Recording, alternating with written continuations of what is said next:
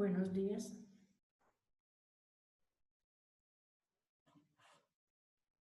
Buenos días, chicos. Buenos días, profe. ¿Cómo amanecieron? Buenos días, profe. Buenos días, David. ¿Cómo amanecieron? Buenos días, profe. Buenos días.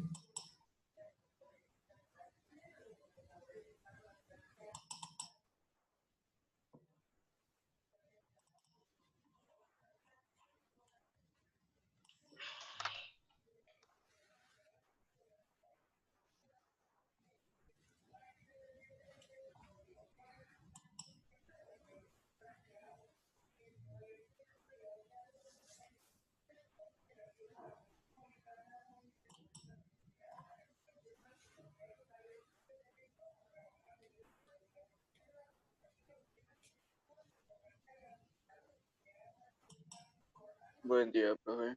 Buenos días.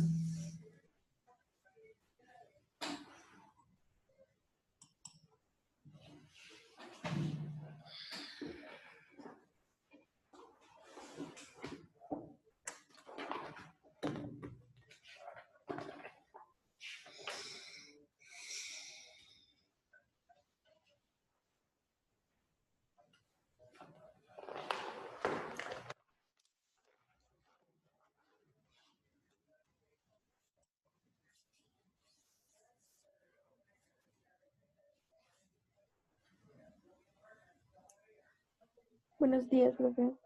Buenos días. Profe, Señor.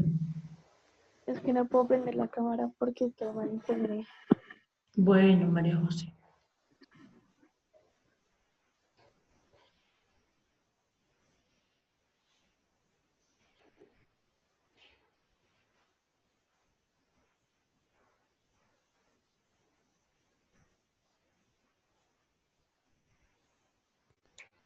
A ver, está Angie Valentina López. Buenos días, profe. Buenos días. ¿Cómo amanecieron?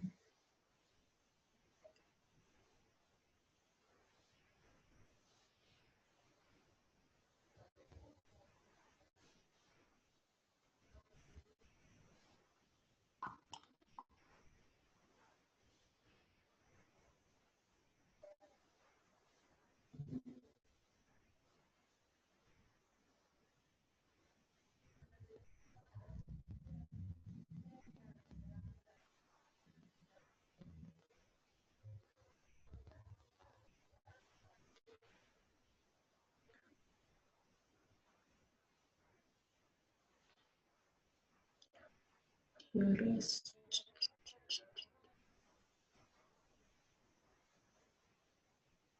Dos estudiantes.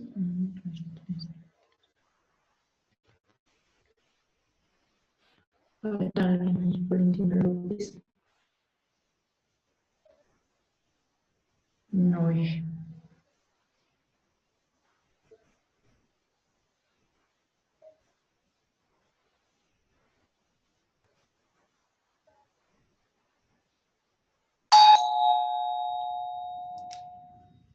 Permítame un segundito que están vibrando.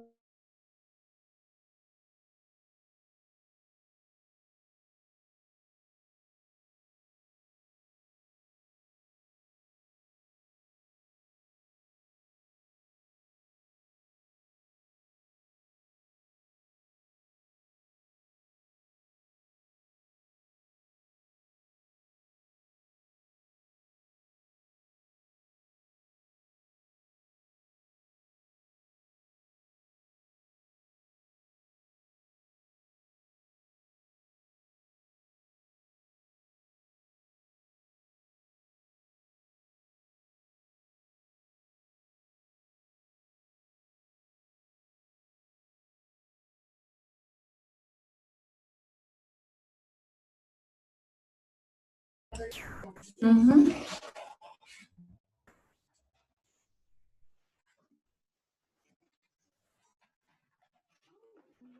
Ujú. Sí, señora. Sí. ¿Y este lo compró usted o mi papi? No, yo soy su papi. Qué lindo, ¿no? Ujú.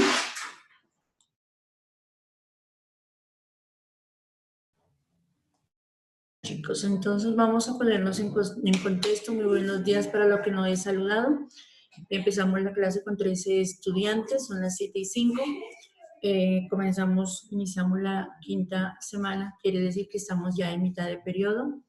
De hecho, ya la coordinación académica está solicitando a todos los docentes el informe de medio periodo para mirar qué estudiantes, cómo van los estudiantes. Ustedes saben que eso lo hacemos en la presencialidad y es una forma de evitar, digámoslo de esa manera, o de ponernos pilas si estamos pendientes de alguna de las asignaturas, de alguna de las temáticas, de alguna de las cosas que pues nosotros estamos trabajando. Ya es muy poquito lo que nos queda, entonces eso es una opción muy positiva. Hoy tengo yo la reunión con la coordinación para informarle el rendimiento de ustedes. Los pongo en contexto de que ustedes tienen que entregar un trabajo al final del periodo. Yo creo que a partir de la próxima semana vamos a trabajar. Muchas cosas de aquí en adelante las vamos a trabajar en las clases, las van a adelantar. Hoy vamos a ver los últimos videos de literatura contemporánea. Es importante que ustedes tomen cómo, o sea, eso lo hablaremos ya de pronto en la próxima clase. Les dejo esa actividad como tarea de que vayan pensando qué escritor van a trabajar, qué obra van a trabajar y cómo la van a presentar. ¿Cómo va a presentar usted ese libro? Entonces vayan pensando cómo lo van a hacer y en la clase estamos nosotros que hoy estamos miércoles, o sea, con ustedes tengo clase todavía el viernes, ¿no? El viernes podemos ir socializando. Vamos a mirar a ver si alcanzamos a ver estos videos o si no terminamos de ver videos esta semana y la próxima semana a ver qué podemos nosotros trabajar para poder nosotros mirar el trabajo que van a realizar. Entonces, yo ya di compartir pantalla. Julián, me hace el favor. Miramos semana 5, entramos a esos videos. Les recomiendo que vayan tomando apuntes de escritores, lo esencial, porque usted, cuando haga su exposición de su trabajo, tiene que ubicarse en el contexto histórico, en el contexto literario, tiene que mirar qué tipo de narración, el escritor que escribió este libro, qué nos quiere decir, por qué tiene esta literatura contemporánea, tener en cuenta las características de la literatura contemporánea. Acordémonos que las características de la literatura contemporánea en Colombia, mucho es de la violencia, de todo lo que ha pasado en estos últimos años y los escritores deben ser colombianos. Puedo repetir el escritor, más no el libro. Esto es importante que vayan pensando para ver una socialización y ya yo acá especifico pues, que van a trabajar. Listo, Julián, ya te compartí pantalla, empezamos, por favor, con el primer pregunta que se ve, si no terminamos, no importa, gracias y bien, seguimos trabajando.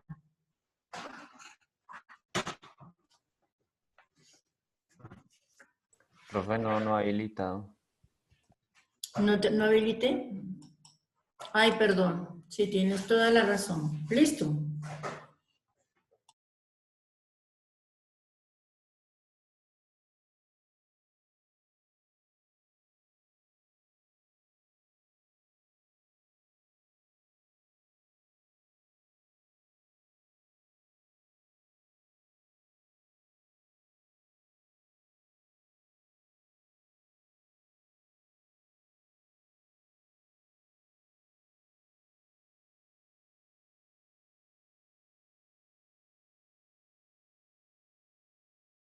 Profe, ¿cuál de los tres?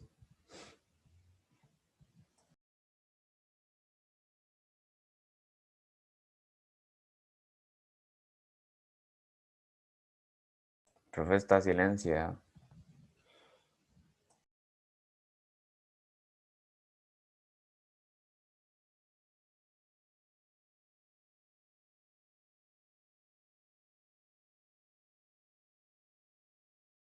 Profe, está silenciada. Por eso le estoy diciendo que ya puede comenzar con los 6 escritores colombianos.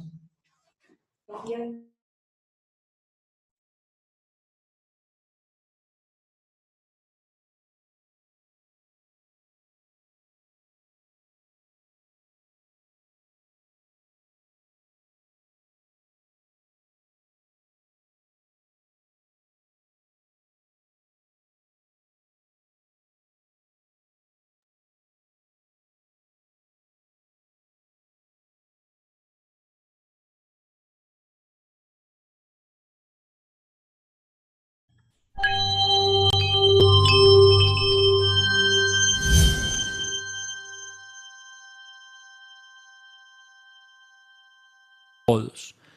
Autores que nos llevan más allá de las fronteras, que nos enseñan, que nos transportan, cada uno desde una óptica totalmente diferente y toca los sentimientos humanos de acuerdo al estado de ánimo que cada uno tenga. Así que esperamos que esto sea del agrado de ustedes. Los invitamos a dejar sus comentarios. Me gustaría muchísimo poder hacer debates sobre las novelas, sobre los cuentos, sobre las historias de cada uno de estos autores. Y que quiero hacer una salvedad antes de continuar. El orden en que los vamos a mencionar corresponde simplemente a una opinión que las personas de redacción de la editorial consideraron por el impacto que cada uno de estos ha tenido, tanto a nivel nacional como a nivel internacional. Salvo esa excepción, el orden en el que están es completamente discutible. Cada uno de ustedes, de acuerdo al momento emocional, podrán o tendrán su versión completamente diferente a la que nosotros proponemos. La idea simplemente es invitarlos a leer a estos grandes maestros y que hagan parte de la biblioteca de sus hogares y de sus oficinas. Que Dios los bendiga. Esto es Words and Books, Grupo Editorial. En el sexto lugar tenemos al gran escritor Mario Mendoza, un escritor que siempre conmociona en la Feria del Libro, que sus lanzamientos llaman a miles de personas a su encuentro y que desean saber un poco sobre esas historias íntimas que suceden en esta ciudad. Todo lo que escribe el gran escritor Mario Mendoza es su ciudad, es su sede en Bogotá. Es un escritor local con un alma enorme que trata de contarle al mundo con un estilo muy similar, guardadas las proporciones, con Vargas Llosa. Siempre desde una ciudad central, en este caso la capital, y con historias muy particulares, con historias que van entrelazando a los personajes en la mitad del camino y los van llevando para que la historia cobre vida. Un verdadero maestro de las letras, un hombre que sabe cómo introducirlo a uno desde la primera letra hasta la última sin que le falte nada. Esas historias personales que nos hacen a nosotros sentirnos parte, no espectadores, sino parte. Nosotros siempre podremos ser cualquiera de sus personajes. La novela más conocida de este autor se titula Satanás. Tuvo un gran impacto a nivel nacional e internacional porque cuenta la historia de la masacre de Poseto en la década de los 80, en pleno auge de la violencia, un hecho aislado de un hombre que viene de la guerra de Vietnam, adscrito al ejército de los Estados Unidos, perturbado y con serios problemas de desequilibrio emocional, un hombre que buscaba a través del intelectualismo y del conocimiento ser superior a otros y de esa forma menospreciaba a otros seres que lo circundaban. Aburrido de su vida, decide coger un arma y disparar a todo el que se va encontrando en su camino, empezando por los que viven en su edificio y finalmente entrando a un restaurante para lo que sería su última cena y asesinando a los que allí se encontraban en ese momento cenando. La historia va a entretejer a varios personajes que lamentablemente van a confluir en ese mismo lugar. Es una muy buena historia que vale la pena leerla. Otra novela que ha tenido una gran aceptación del público se llama La melancolía de los feos, una novela totalmente recomendada. ¿Qué pasa? También sucede, toda su ambientación está en Bogotá, en una Bogotá que existe, que es real y palpable, no tiene ficciones en cuanto al espacio que la rodea, una novela inmersiva que seguramente muchos de ustedes podrán disfrutar. Su última novela, publicada en el 2017, titulado El libro de las revelaciones, un libro para que ustedes descubran, se deleiten y lo lean en el transcurso del fin de semana.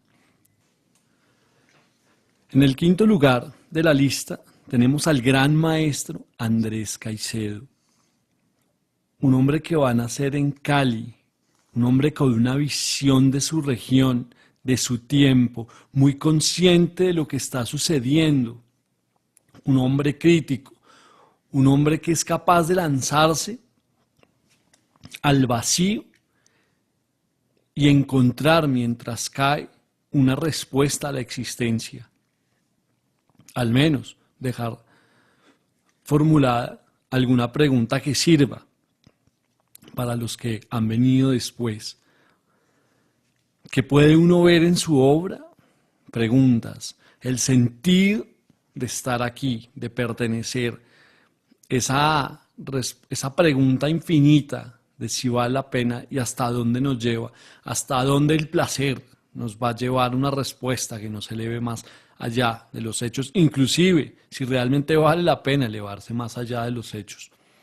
De el gran Andrés Caicedo hemos hecho vastas narraciones. Tenemos aquí en nuestro canal El Atravesado, una obra totalmente recomendable, una historia de los años violentos de esa Cali, de ese gobierno de Rojas Pinilla, de lo que está pasando en los albores cuando en Colombia se está formando la guerrilla. Un hombre con una visión general, y eso trata de plasmarlo en sus libros, en sus cuentos. Uno de los cuentos más memorables de los que yo he podido leer se titula El tiempo de la ciénaga. Un hombre que lo conocimos un poco más gracias a una entrevista que nos concedió la señora Rosario Caicedo, que con ese gran carisma nos contó quién era Andrés, cuáles eran sus sentimientos más profundos y sus emociones. Un hombre que todavía está vivo por su obra, está vivo por la importancia para las letras nacionales, está vivo porque en su corta edad supo la magnitud de lo que significa escribir bien, contarle una historia a la gente y decirle esto está pasando en mi ciudad, en mi país. Un hombre cuyas ambiciones no eran la fama ni la inmortalidad, sino tratar de responder la pregunta que más lo acuciaba, si valía la pena estar aquí. Es evidente, tal vez entrando en un terreno muy difícil y muy incómodo, que su respuesta fue negativa. Su suicidio va a demostrar, primero, que era fiel a sus ideas, puesto que él consideraba que vivir más de los 25 años era insoportable y ningún hombre debería padecer tanto. Y segundo, ya hablando a título personal, que su respuesta sobre si vale la pena estar aquí a través de su obra es no. Pero bueno, eso lo dejamos naturalmente a la opinión que tengan ustedes. Un autor recomendado, cualquiera de sus cuentos y de sus historias. Muy pronto, en exclusiva para este canal, estaremos narrando Que viva la música, que nos la han pedido muchísimo, que también los invitamos para que escuchen esta narración en la próxima semana. Este sería el quinto lugar. En el puesto número 4 nos encontramos con un hombre que ha trascendido las fronteras.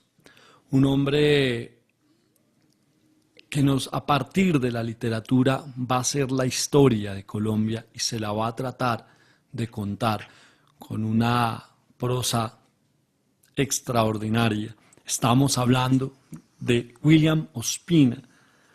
Yo no soy un fan particular de la novela histórica, sin embargo, reconozco que la obra de este autor trasciende las fronteras y de alguna manera rescata esa historia olvidada de esa Colombia cuando apenas se estaba formando, cuando apenas sus departamentos tenían autonomía, cuando apenas estábamos descubriendo esa parte del territorio, esa cultura que existía a sus habitantes. Él tiene la forma de reconstruir con su obra esa Colombia. Y eso es lo que él va a contarnos en su primera novela, publicada en el año 2005, que se va a llamar Ursúa, que aborda la historia del conquistador español Pedro de Ursúa. Ese es probablemente un testimonio de la colonización y es señalada por el gran escritor Gabriel García Márquez como la mejor novela del año 2005. Creo que con esa recomendación la novela es de por sí ya de lectura obligatoria. William Ospina es un gran maestro de la novela histórica, un hombre que combina muy bien hechos reales con un poco de magia, de realidad, pero más que nada centrado en hechos muy concretos. Muchas personas lo toman como un referente muy serio a nivel internacional para descubrir la historia de esa Colombia olvidada. Por eso se encuentra en el cuarto lugar y es una lectura obligatoria. Los invitamos a investigar un poco más sobre este gran autor y, por supuesto, adquirir sus libros, que seguro les dejará un muy buen sabor de boca. En el puesto número 3 nos encontramos al gran Fernando Vallejo, un escritor controversial que donde quiera que va, cuando habla, ya sea en México, ya sea cuando viene a Colombia, cuando habla en las emisoras, cuando hace conferencias, siempre es contracorriente. Sus opiniones son duras con respecto a los políticos, con respecto a todos los temas álgidos, incluyendo sobre religión. Un hombre, y esto me lo perdonan mis oyentes, lo digo con todo el respeto del mundo, citando a Fernando Vallejo, un hombre que es capaz de decir que Colombia es un país de hijueputas. Una frase muy dura, una frase que enoja a muchos y que a otra parte, como siempre, le parece una gran verdad. Cada quien tendrá que determinarlo.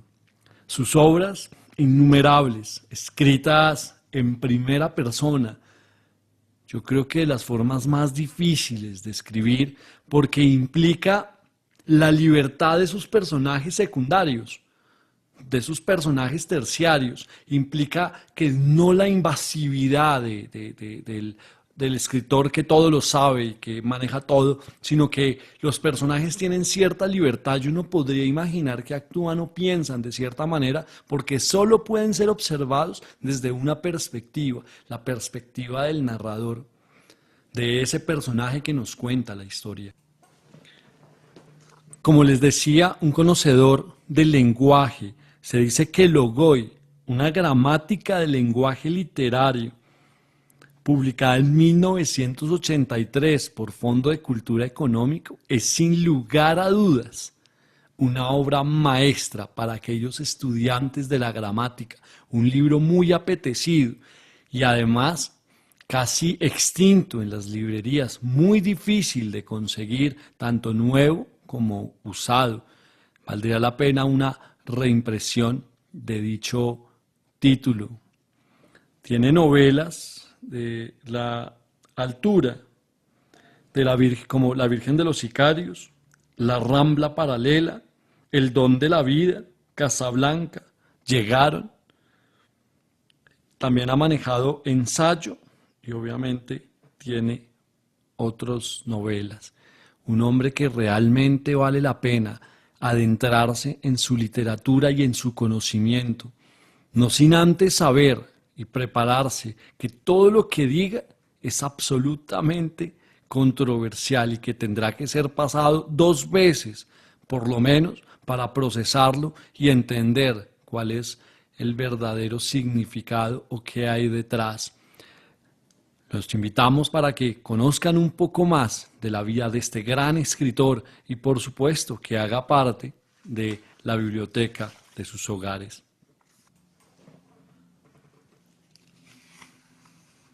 En el segundo lugar tenemos al gran escritor Álvaro Mutis.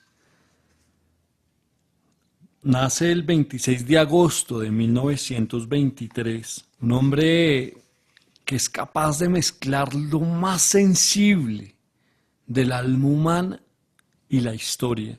Un hombre que, según sus críticos, es la elevación del devenir a la máxima expresión. Nosotros hicimos una narración que se llama La muerte del estratega, una novela corta que uno no podría quitarle una coma, no podría agregarle nada. Una obra inmortal, una obra que mezcla el amor más profundo con la tragedia, una reconciliación entre los 2 puntos, mostrando que todo es pasajero, por lo menos la desgracia, la tragedia, y que lo hermoso permanece en el alma. Es el mismo de La mansión de Araucaima, un hombre que tiene en sus letras el sentido de la historia y lo poco que ésta sirve para el individuo. Un hombre que reafirma con cada uno, o que reafirmó con cada uno de sus escritos, que la historia sirve para los pueblos, pero no sirve para nada para los individuos. Todos una contradicción, a pesar de que siempre buscamos ubicarnos espacialmente. Uno se puede ubicar espacialmente, pero el individuo no le sirve para nada. El individuo tiene su propio camino. Vale la pena que ustedes investiguen sobre este autor y, más que nada, que lean sus obras, que su obra quede impregnada en su alma. Tenemos La mansión de Araucaima, como ya les había citado, La nieve del almirante, Ilona llega con la lluvia, que de esta se hizo una muy buena película, La última escala del Tram Steimer, Un bel morir, Amirbar, Adul Bashur, Soñador de navíos, Tríptico de mar y tierra, Caminos y encuentros de Macrol el Gaviero. Unas obras totalmente inmortales, obras que los llevarán a ustedes a conocer el mundo entero desde la vista de una persona que nació y vivió en Colombia, una persona cuya sensibilidad enarbola las más altas virtudes del escritor.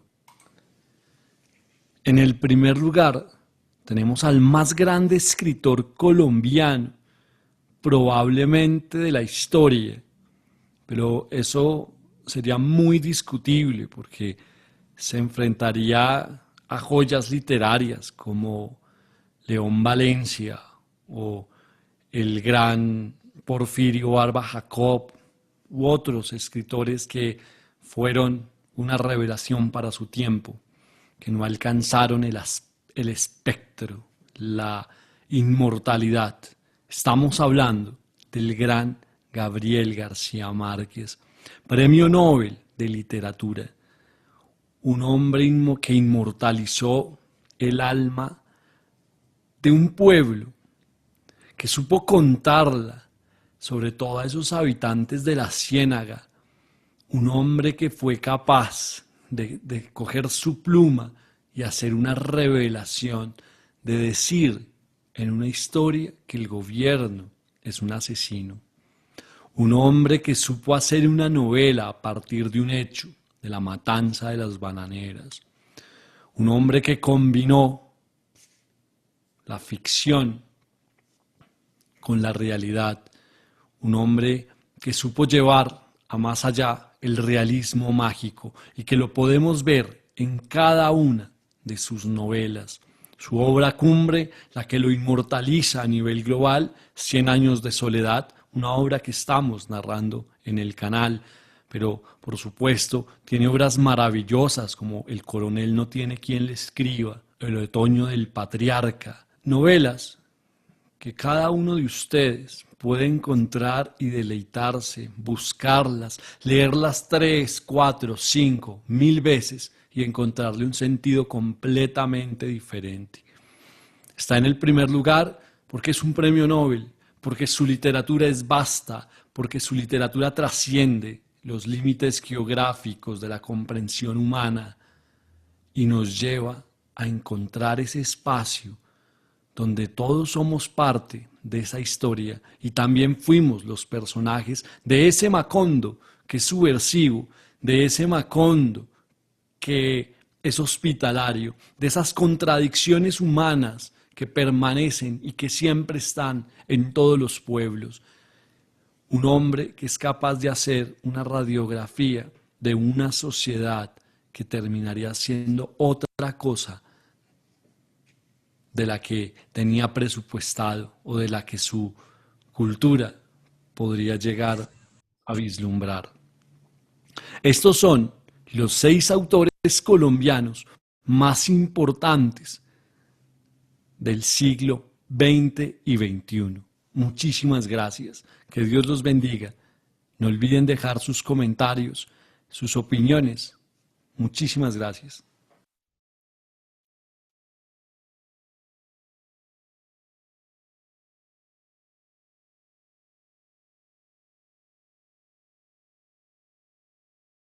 Profe, está silenciada. Perdón. Les pido el favor que retomen el video nuevamente en su casa.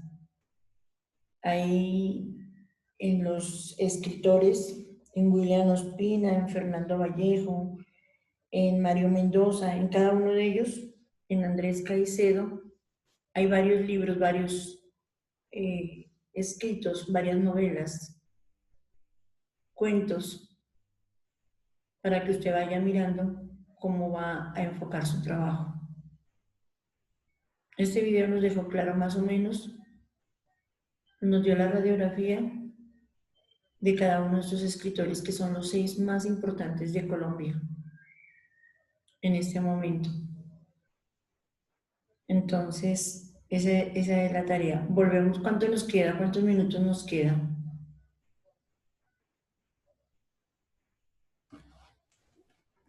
Cuatro minutos, creo.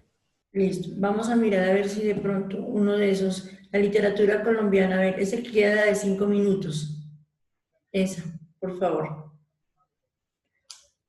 No nos volvemos a conectar. Ya la clase termina ahí. Y vayan pensando en cómo vamos a trabajar lo de los escritores.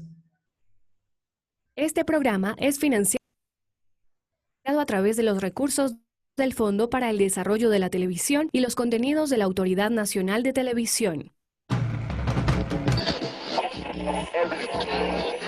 Yo soy un pueblo que me sigue. Todavía con el corazón. ¡Unos 500 metros! Como un momento de celebración femenina. Qué rico esto que esté pasando, que ustedes amen mi departamento. Esto es Cronografía. Literatura de los 90 hasta la actualidad. El Premio Nobel de Literatura que obtuvo Gabriel García Márquez en 1982 hizo que el mundo entero pusiera sus ojos en nuestra literatura. A finales de los años 80 surgió una generación que fue la influencia principal de la cultura en los años 90 y que estuvo encabezada por María Mercedes Carranza, Juan Gustavo Cobo Borda y Darío Jaramillo Agudelo. ¿Sabe quién es María Mercedes Carranza? Ay, sí, Mercedes Carranza, no sé. Fue una de nuestras poetas, hija de Eduardo Carranza. Fue directora de la Casa de Poesía Silva por muchos años. Carranza se había convertido en 1986 en la cofundadora y directora de la Casa de Poesía Silva y pasó a la historia como una de las poetas más importantes del país. A Darío Jaramillo Agudelo se le reconoce por su poesía intimista, cargada de crítica social e intelectual. Otro personaje ha sido Juan Gustavo Cobo Borda, poeta bogotano que pasó a convertirse en uno de los más prominentes de la generación desencantada. Yo creo que el tema que marca esta generación es la guerra. A los escritores de este periodo pareciera no interesarles las apuestas políticas de uno u otro lugar, sino sobre todo el reconocimiento del sujeto en una condición de crisis como la que se está viviendo. En los años 90 en Colombia la situación de violencia se desató como consecuencia del paramilitarismo, las guerrillas, el narcotráfico y la relación de estas con el Estado. 3 mujeres se representaron esta nueva ola de escritores que convirtieron la guerra en un asunto narrativo. Laura Restrepo, Luz Mari Giraldo y Piedad Bonet han entrelazado historias íntimas en el contexto de la guerra. El narcotráfico también enmarcó La Lectora de Sergio Álvarez, Rosario Tijeras de Jorge Franco y La Virgen de los Sicarios de Fernando Vallejo. Creo que lo más llamativo para un lector de 100 años de soledad es observar cómo el lenguaje de la calle, sobre todo el lenguaje de la costa, que algunos denominan el costeñol, se convierte en un lenguaje universal, en donde cuentan cosas maravillosas, pero a partir de la realidad, de la cotidianidad, de lo que haya de llamarse en algunas ocasiones como realismo mágico y en otro como lo real maravilloso. A partir del realismo mágico de Gabriel García Márquez, con la llegada del nuevo milenio, muchos escritores colombianos se consolidaron en la construcción de una literatura nacional, constituida con un estilo propio, un lenguaje único y una manera de contar.